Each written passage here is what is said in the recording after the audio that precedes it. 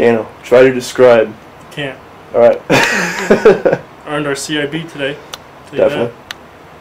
2 dead bodies, 1 wounded soldier. That's all I can say. Vehicle-borne IED. The motherfucker tried to swerve into our convoy, missed me, hit the vehicle in back of us, blew up.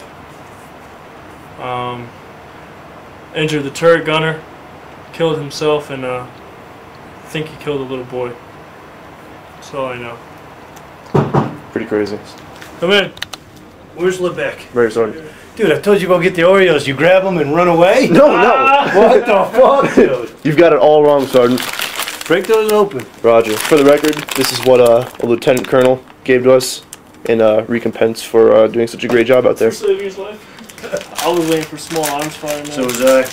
But you typically on a V-bed, there's not that. How the hell do you open this thing? Fucking crack it open. There you go.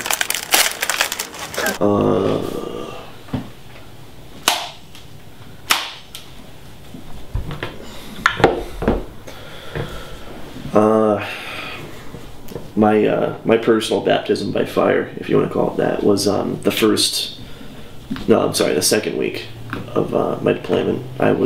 We were on a mission to the governor's compound in the city of Tarankow to talk to him about security issues in the city, what we could do to improve the lives of the people that were in the city and the other outlying villages. And on our way back, well, let me preface this by saying that there was an intel report that went out that there was what's called an SV bed or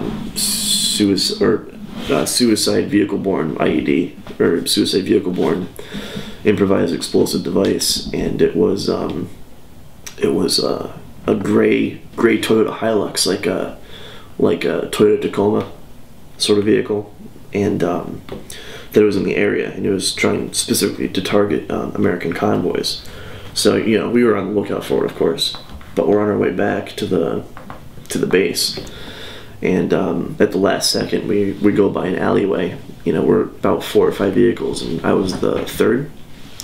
So we're going by, and at the last second, every truck that's going by this alleyway sees a gray truck that's kind of parked in the shadows of the alleyway, and after my vehicle passes, the driver of the vehicle gunned it and just came flying into the alleyway into the middle of the convoy, and the gunner of the 4th vehicle tried to turn his turret around to engage the suicide bomber, but he couldn't spin it fast enough because the truck was just leaping out at him, and the vehicle exploded. The 4th vehicle was just enveloped in like a fireball.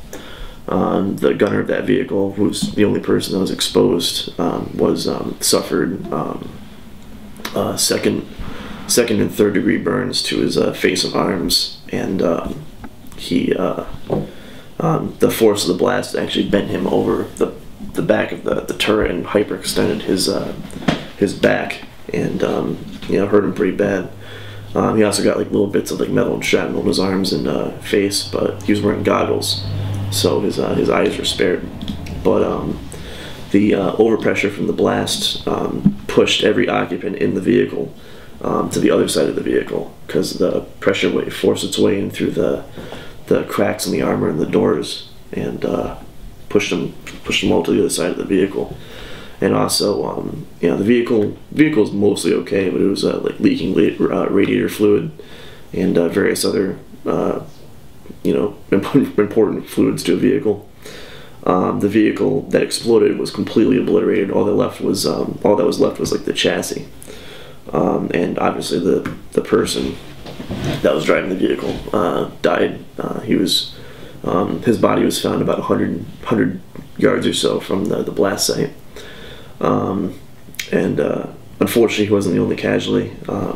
There was about a 5 or 6 year old kid that was walking down the side of the road when the explosion happened, and a piece of shrapnel caught him right across the neck. And by the time one of the doctors got to him, they had stopped the bleeding, but he had been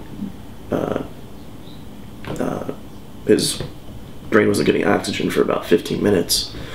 So when they got his heart started, he was brain dead, and he was kept alive for about 3 days, and then his parents decided to pull the plug because they didn't want to see their son grow up like that.